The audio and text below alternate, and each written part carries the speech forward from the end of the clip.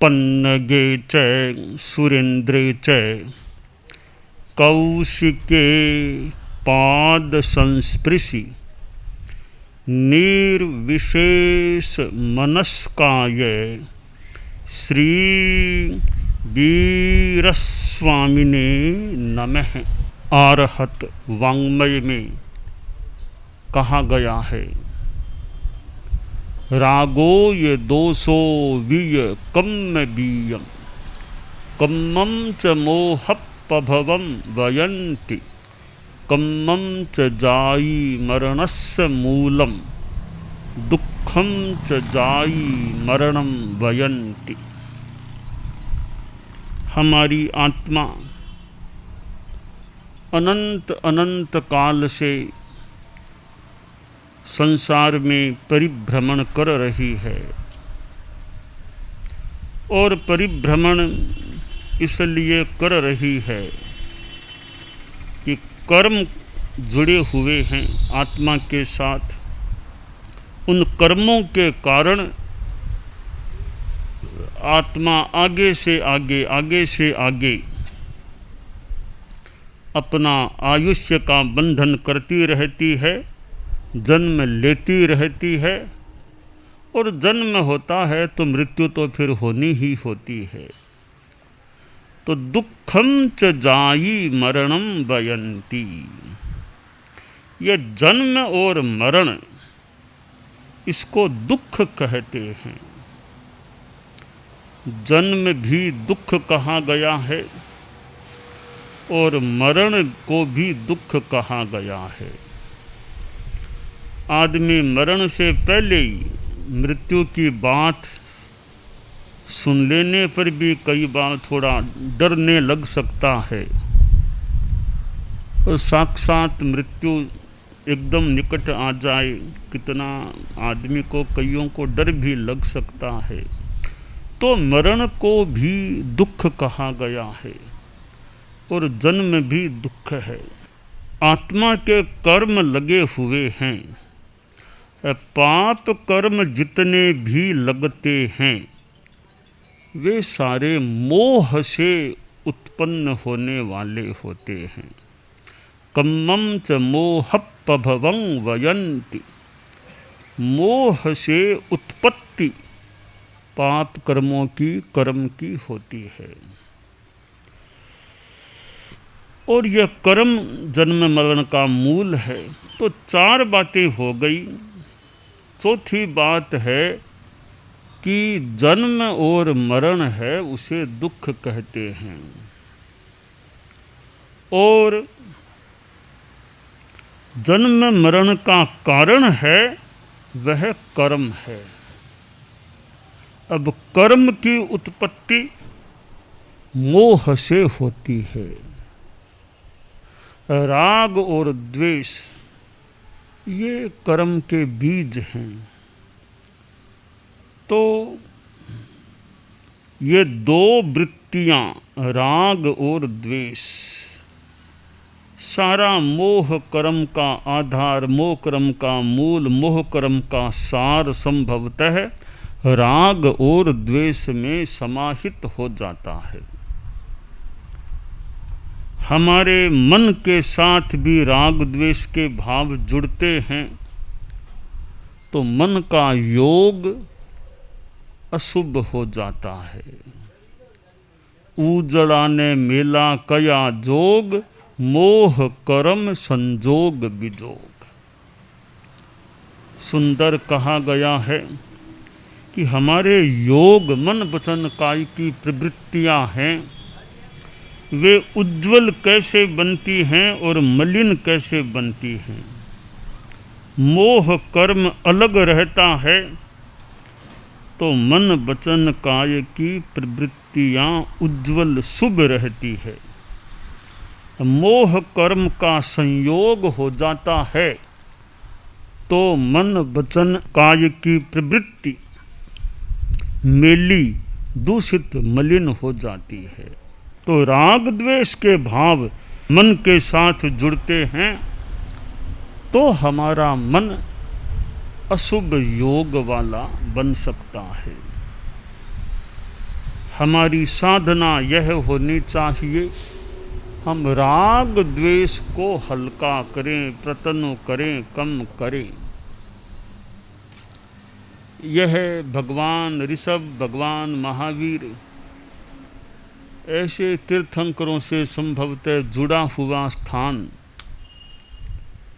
दिगंबर समाज, श्वेतांबर समाज, जैन शासन के दो समुदाय हैं। मुख्य बात है कसाय मुक्ति ही किल मुक्ति रेवै, नासाम्बरत्वे न शीतांबरत्वे, न तर्कवादे न च तत्ववादे, न पक्ष सेवाश्रयणेन मुक्ति ही, कसाय मुक्ति ही किल मुक्ति रेवै। कि दिगंबरत्व को दिगंबर बन जाओ, इतने मात्र से मुक्ति नहीं, तो क्या श्वेतांबर बन जाने से मुक्ति हो जाएगी कि नहीं? श्वेतांबर बनने मात्र से मुक्ति नहीं। तो अब कोई तार्किक बन जाए, तात्विक बन जाए, इतने मात्र से भी मुक्ति नहीं। अपने पक्ष का आश्रयण ले ले, इतने मात्र से मुक्ति नहीं। मुक्ति का आधार है कसाय मुक्ति ही। कसाय मुक्ति ही अपने आप में मूल मोक्ष का आधार है। तो यह राग द्वेष को जीतने का, कम करने का हम अभ्यास करें, साधना करें, यह हमारे लिए श्रेयस्कर बात हो सकती है। हम कभी अगर राग में चले जाएं, कभी द्वेष में चले जाएं, प्रियता की स्थिति, अनुकूलता की स्थिति आ गई तो राग, प्रतिकूलता की स्थिति आ गई तो द्वेष। यह राग द्वेष, राग द्वेष एक मानो चक्र सा है, एक पास है, जाल है। इस जाल में हमारी आत्मा फंस जाती है और लंबे काल तक फंसी रहती है। बस आत्मा को इस जाल से निकाल दें, जाल को काट दें। ते छिंदित्तु जहानायम, कि जैसा शास्त्र में कहा गया कि ये प्रगाढ़ राग द्वेष स्नेह भयंकर जाल हैं, इन जालों को काटकर मैं यथाक्रम विहरण कर रहा हूँ। तो यह राग, रागरी रस, राग का रहस्य है कि द्वेष पहले चला जाता है तो भी थोड़ा सा राग पीछे तक विद्यमान रहता है। यानी द्वेष पहले जाता है, राग उसके भी बाद में क्षय को प्राप्त होने वाला होता है। तो राग मूल है। जैसे वीत राग, हम वीत राग बोलते हैं, वीत द्वेष ऐसे नहीं बोलते हैं। यानी वीत राग, राग चला गया है तो द्वेष तो चला ही गया, निश्चित है। वीत राग के द्वेष नहीं होता, पर वीत द्वेष के राग हो सकता है। वीत राग आदमी के द्वेष नहीं होता, वीत द्वेष आदमी के भीतर में थोड़ा सूक्ष्म राग विद्यमान रह सकता है। इसलिए वीत राग जो हो गया वो वीत द्वेष तो हो ही गया, परंतु वीत द्वेष हो गया वह वीत राग हो ही गया, यह नियम नहीं बनता, निश्चय से नहीं कहा जा सकता। तो हम राग को अगर जीत लेंगे तो द्वेष तो अपने आप विजित हो जाएगा। किसी भी रूप में राग और द्वेष, इनको हम पतला करने का, प्रतनु बनाने का, कृश करने का प्रयास करते रहें। भगवान महावीर, भगवान ऋषभ वर्तमान अवसर्पिणी में यहाँ इस भरतक क्षेत्र में 24 तीर्थंकर हुए हैं। उनमें पहले तीर्थंकर परम प्रभु यानी भगवान ऋषभ हुए हैं। और यह अक्षय तृतीया इस वैशाख महीने में ही आने वाली है। और अक्षय तृतीया भगवान ऋषभ के वर्षीय तप की संपन्नता से जो सहज मानो जो भी उनके तप हो गया था, 1 वर्ष से भी ज़्यादा का अनाहार, उस तप की संपन्नता अक्षय तृतीया को हुई। और आज कितने कितने लोग मानो उस उपलक्ष्य में अक्षय तृतीया के दिन अपने वर्षीय तप की संपन्नता करते हैं। भगवान ऋषभ की मानो आराधना किसी रूप में इस वर्षीय तप के माध्यम से हो जाती है या हो गई, ऐसा माना जा सकता है एक दृष्टि से। तो भगवान ऋषभ चैत्र कृष्णा अष्टमी से यह वर्षीय तप का प्रारंभ होने का क्रम शुरू होता है या वह दिन प्रारंभ का होता है। और फिर 1 साल के बाद में आगे जो अक्षय तृतीया आती है, करीब 1 वर्ष 40 दिन लगभग मान लें, तब वह वर्षीय तप की संपन्नता होती है। और जगह जगह अक्षय तृतीया के दिन वर्षीय तप के पालनों का, अक्षय तृतीया का मानो कार्यक्रम भी वो होता है। तो भगवान ऋषभ ने कितना लंबा तप किया था या हो गया था, और उन्होंने तो सांसारिक जीवन भी जिया, वो भी बहुत अच्छे ढंग से अपना गृहस्थ का जीवन भी जिया। बाद में साधु बन गए, संत बन गए, फिर केवल ज्ञानी और तीर्थंकर बन गए। तो प्रथम तीर्थंकर, आदि तीर्थंकर भगवान ऋषभ हैं। और भक्तामर स्तोत्र जो भगवान ऋषभ की स्तुति है, आदिनाथ प्रभु की स्तुति है, आदिनाथ स्तोत्र है। और भक्तामर तो नाम मान लो प्रारंभ में भक्तामर है, भक्तामर प्रणत, तो उस प्रारंभ के आधार पर मान लें भक्तामर नाम है। वैसे आदिनाथ का स्तोत्र है भगवान ऋषभ का। तो जैन शासन में प्रथम तीर्थंकर के रूप में प्रतिष्ठित भगवान ऋषभ, और आगे फिर तीर्थंकरों की परंपरा, और इस अवसरपिणी के इस भरत क्षेत्र के अंतिम तीर्थंकर भगवान महावीर हुए हैं। और यह निर्वाण का 2550वें वर्ष का भी उपलक्ष्य है, बात है।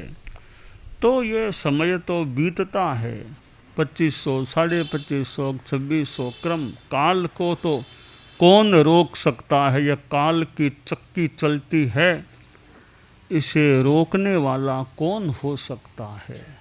तो काल की चक्की को रोका तो मान ले नहीं जा सकता, पर काल की चक्की यानी काल का, समय का हम उपयोग बढ़िया करने का प्रयास करें। हमें ज़रूरत क्या है काल की चक्की को रोकने की? ज़रूरत या इच्छा हो भी जाए तो रोकने की शक्ति भी किस में है? तो काल की चक्की को हम रोकने का प्रयास भी क्यों करें? काल अपने ढंग से बहता है, इसे भले बहने दें, बहने दें, बहने दें। इस काल की नदी में हम नहा लें, स्नान कर लें। वो अध्यात्म की साधना के द्वारा हम निष्णात बन सकते हैं। तो भगवान ऋषभ, बाद में 22 तीर्थंकर और फिर भगवान महावीर। 24 तीर्थंकरों में 22 तीर्थंकर परम पूजनीय जो हैं वो एक कैटेगरी के हैं।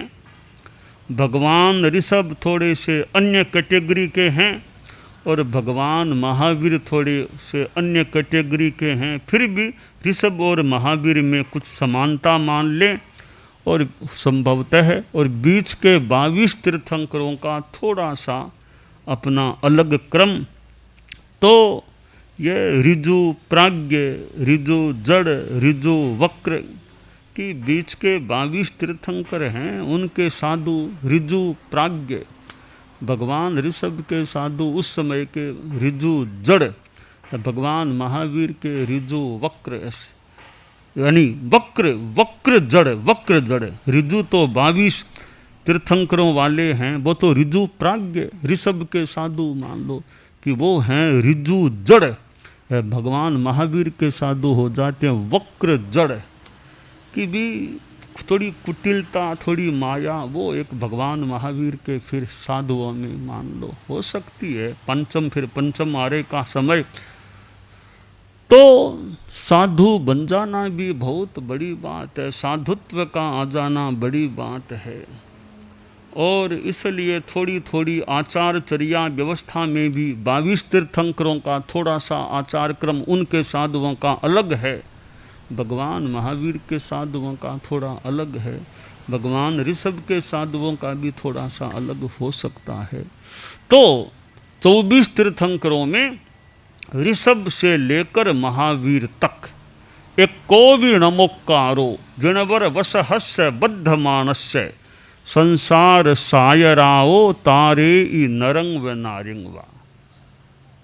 एक बार भी नमस्कार कर लें जिणवर वसहस भगवान ऋषभ वर्धमान को, या यो माने ऋषभ से लेकर वर्धमान तक के तीर्थंकरों को एक बार भी नमस्कार कर लें तो भी कल्याण हो सकता है, तरना हो सकता है।